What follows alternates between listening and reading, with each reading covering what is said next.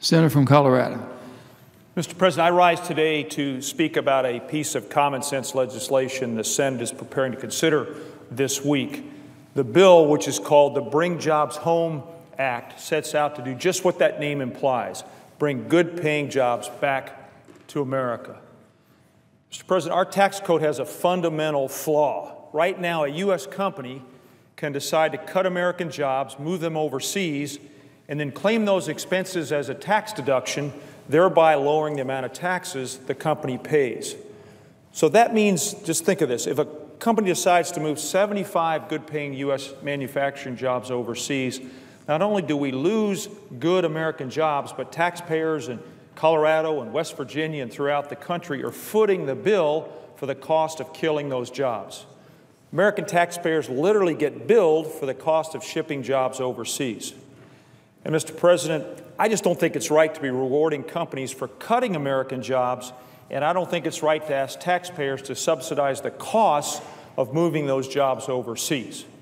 And that's why I'm co-sponsoring the Bring Jobs Home Act in an effort to help provide better incentives for U.S. businesses to bring good-paying jobs back to our country and then keep them here. Our country's at its best when we make things here in America. So simply put, the Bring Jobs Home Act is about looking out for the best interests of Coloradans, not the bottom lines of corporations who want to ship their jobs to places like China and India. Now, the best thing about this legislation is not only would it end taxpayer subsidies for outsourcing, it would take the money that's saved and instead invest it in America by offering a 20% tax credit for businesses that decide to bring jobs back to the United States. Now, Mr. President, this legislation is one piece of a larger conversation Congress ought to have about what the tax code should look like in the 21st century economy.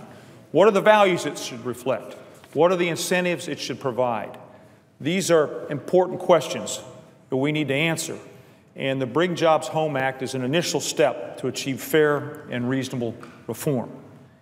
I've been a longtime proponent of the tax reform to streamline and simplify the federal tax code because I'm convinced, I think like the presiding officer is, that certainty and predictability that it would create will lead to job growth in our country.